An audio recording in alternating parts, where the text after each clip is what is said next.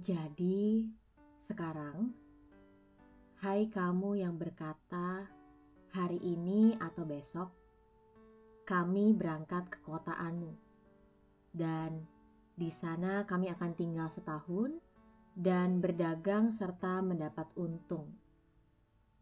Sedang kamu tidak tahu apa yang akan terjadi besok. Tunggu. Jadi, sebagai orang Kristen, sebenarnya kita boleh nggak sih berencana? Apakah semuanya harus terjadi secara mendadak tanpa perencanaan?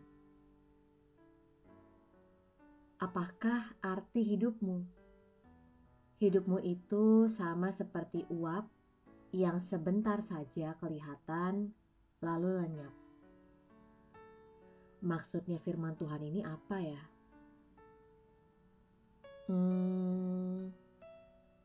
Sebagai orang percaya, kita kan punya akal budi. Kita punya nalar.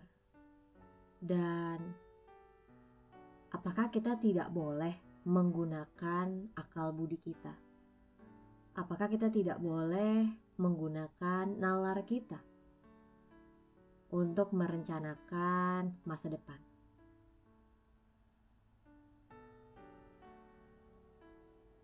Sebenarnya boleh kok. Kita jangan terburu-buru mensalahartikan makna dari firman Tuhan ini. Sebenarnya boleh untuk kita punya rencana akan masa depan. Tetapi yang firman Tuhan sedang tekankan adalah kehendak Tuhan jauh lebih penting untuk terjadi dalam hidup kita. Kita perlu ingat ini, bahwa dibandingkan kehendak kita, dibandingkan rencana kita, lebih penting kehendak Tuhan, lebih penting rencana Tuhan yang jadi dalam hidup kita. Sehingga kita perlu untuk menyerahkan semua rencana kita kepada Tuhan.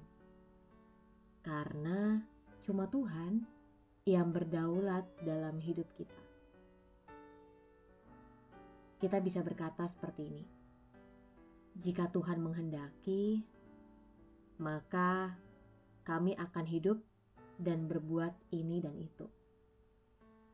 Tetapi jika Tuhan tidak menghendaki, ya gak apa-apa juga.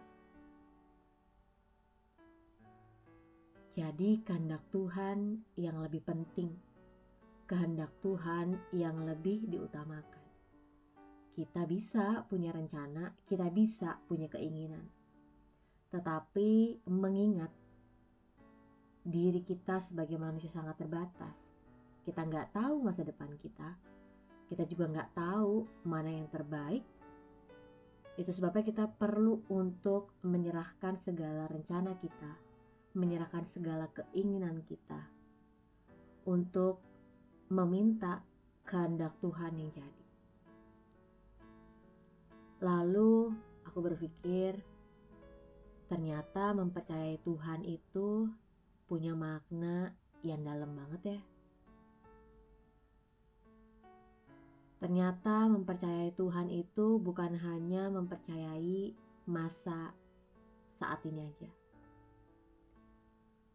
Tidak hanya menyerahkan sekarang ini aja, tetapi juga masa depan kita dan juga setiap keinginan-keinginan kita. Mengingat hidup kita digambarkan seperti uap yang sebentar kelihatan dan tiba-tiba hilang, lenyap, tidak terlihat. Mengingatkan bahwa hidup di bawah matahari ini adalah hidup yang penuh dengan kesia-siaan. Dan sia-sia juga ketika kita justru memegahkan diri dalam kecongkakan. menganggap bahwa kita mampu untuk mengetahui dan memastikan masa depan kita. Kemudian firman Tuhan juga bicara seperti ini.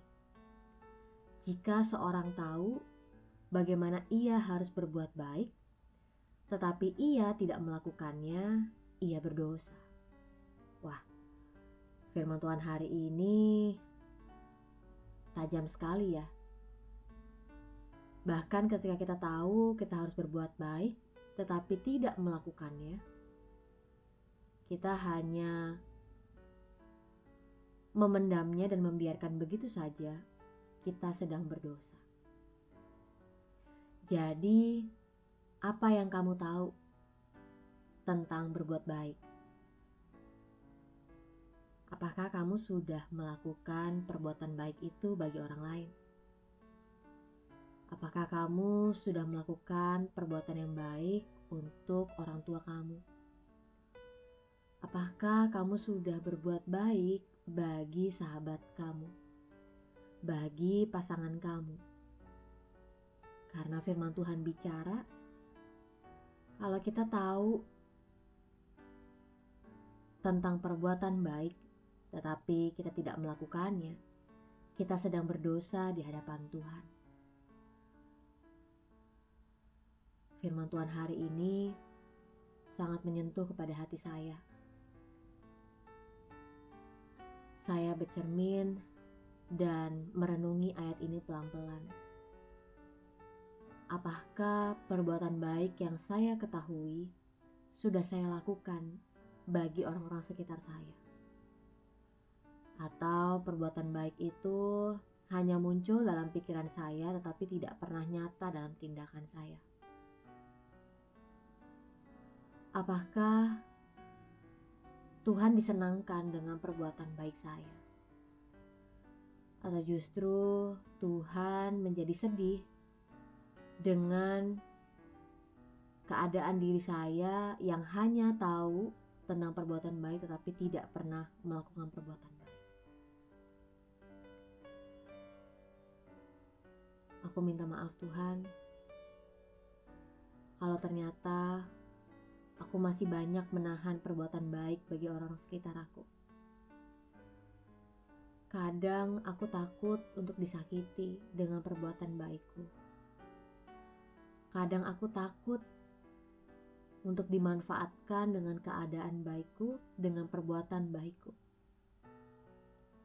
Kadang aku takut dianggap rendah ketika aku berbuat baik bagi sesamaku.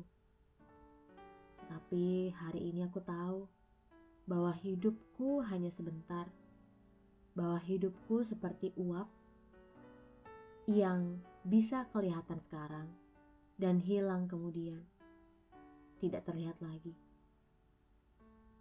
Itu sebabnya aku mau untuk belajar berbuat baik, bukan untuk orang lain, sebab orang lain tidak dapat membalas kebaikanku, tetapi aku melakukan perbuatan baik karena Tuhan yang menghendakinya, karena Tuhan yang telah memberikan perintah.